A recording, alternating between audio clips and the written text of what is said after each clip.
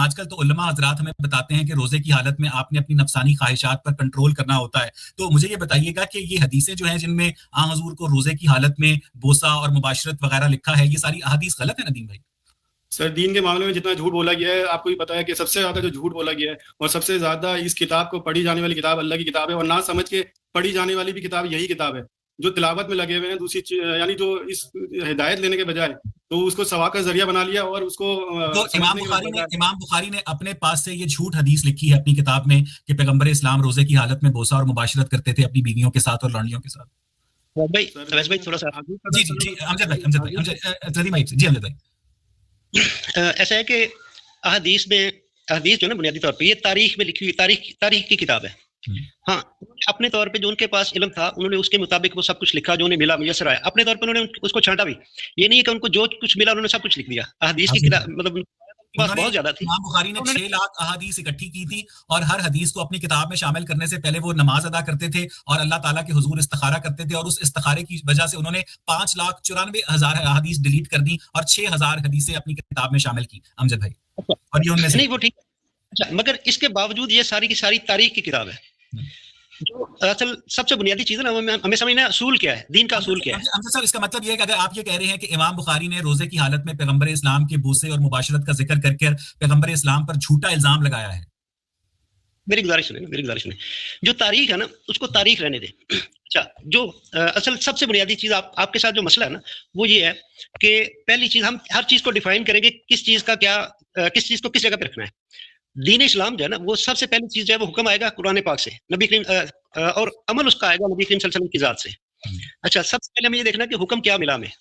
वो कुरान में अगर वो हुक्म है तो वो ठीक है। ये छोटी ये ना ये ऐसी बातें हैं कि जो गैर इखलाकी है, तो आप काइंडली मेहरबानी करके ऐसी बातें ना करें। इमाम सही बुखारी के अंदर लिखी हुई पैगंबर इस्लाम की रोजे की हालत में जो हदीस वो जो करते थे काम, वो गैर अखलाकी बातें खुदा न खास्ता इमाम बुखारी ने पैगंबर इस्लाम के लिए गैर अखलाकी बातें लिखी हैं।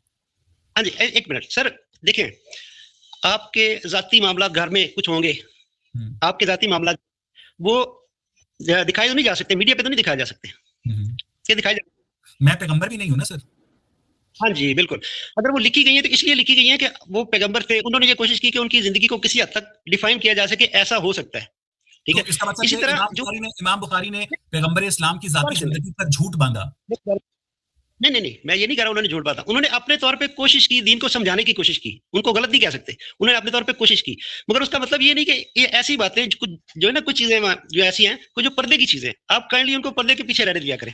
आप दीन की ये पर्दे की चीजें तो इमाम बुखारी ने अपनी किताब में लिखकर पूरी दुनिया के सामने पब्लिश कर दी हैं। मैं कौन होता हूँ पर्दा हटाने वाली? तो इमाम बुखारी ने पर्दा हटाया है। हाँ जी, नहीं वो ठीक है, उन्होंने जो किया वो भी ठीक है।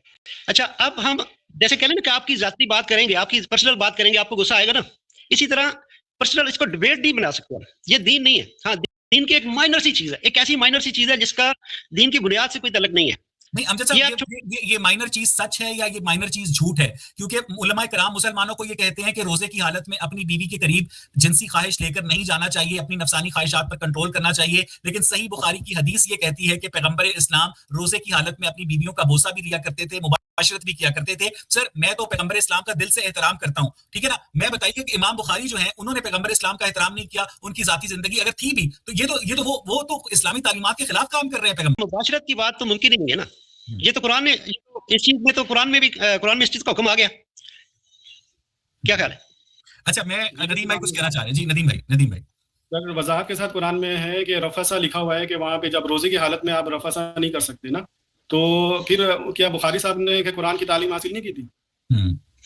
तो बुखारी साहब जो है बहुत सारी हदीस को रिजेक्ट करते करते वो दुनिया से चले गए। जब वो रिजेक्ट कर रहे थे तो वो तो मुनकर हदीस तो वो खुद हुए सबसे पहले। अब 250 साल के बाद जब वो हदीसें सारी लिखना शुरू किया और उन्होंने चेक किया, जज किया, और इस्तिखारा तो खैर इस्तिखारा इस्लाम में है ही नहीं, लोगों ने तो आप इमाम बुखारी पर उनकी लिखी हुई इस तरह की फहश हदीसों पर लानत भेजते हैं? सर, किसी और ने लिख दिया होगा, उनके नाम से मंसूब कर दिया होगा, हो सकता है। लेकिन ये है कि लेकिन मैं बुखारी साहब को मैं नहीं मानता। अच्छा, बुखारी को तो नहीं मानते, आप कुरान को तो मानते हैं ना सर। ये आपके कुरान मजीद की सूरह बकरा की आयत नंबर 183 है और इसका तर्जुमा मैं आपके सामने पेश करता हूं।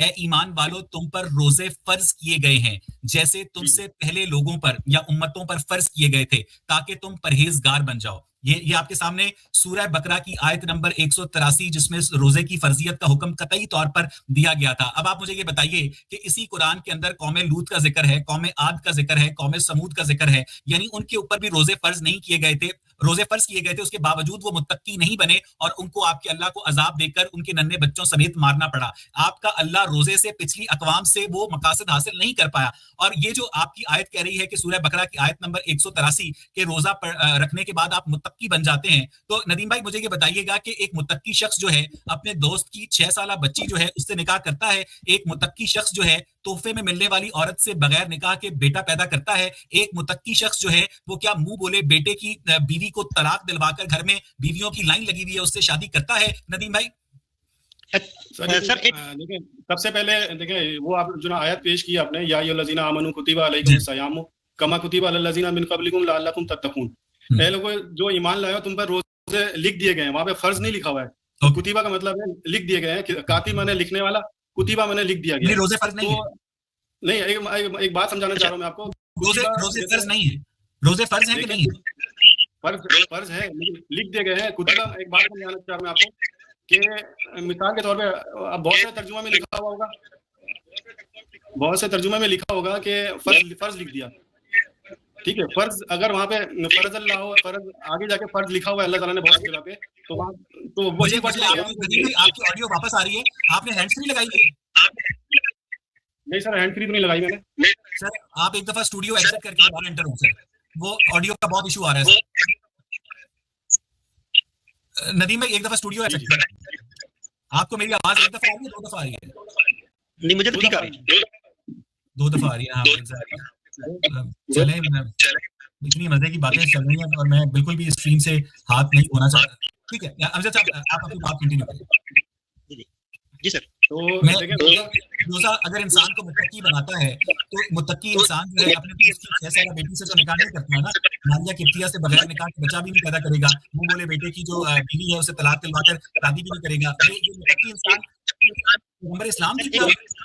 एक मिनट सर, मेरे साथ ना जो आपने बात करनी है, जो सवाल करना है, वो करनी एक सवाल करना है, एक सवाल। अच्छा, एक नुक्ते पे बात करेंगे, एक पॉइंट पे बात करेंगे, वो खत्म होगा, उसके बाद दूसरा शुरू करेंगे। एक चीज जो ना वो करेंगे, आप एक तसलसल लेते हैं, एक सवाल में कई सवाल आप ले आते हैं, तो वो बात का मजा नहीं आता।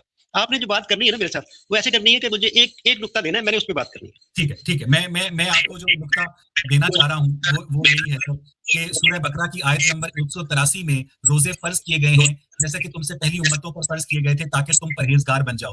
अगर पहली उम्मतें परहेजगार बनती, रोजे का मकसद हासिल होता, तो फिर आखिरी नबी के आने की जरूरत ही नहीं थी। और एक मुत्तकी शख्स जो कि रोजा रखता हो, वो क्या अपने दोस्त की 6 साल बेटी से निकाह करेगा? क्या वो मारिया किप्तिया के साथ बगैर निकाह के बेटा पैदा करेगा? क्या वो मुंह बोले बेटे की बीवी को तलाक दिलवाने के बाद उसकी शादी करेगा? क्या ये तकवा है? सर एक मिनट का बात करो। देखिए आपने फिर वही काम किया कि एक ही फिक्रे में बहुत सारे सवाल इकट्ठे कर लिए। सवाल एक ही है, क्या ये सब कुछ तकवे के जुमरे में आता है? अच्छा, जो तकवे की बात की है ना, वो हमारे लिए भी है, नबी करीम सल्लल्लाहु अलैहि वसल्लम की जात के लिए भी है। उनके लिए तकवे के बगैर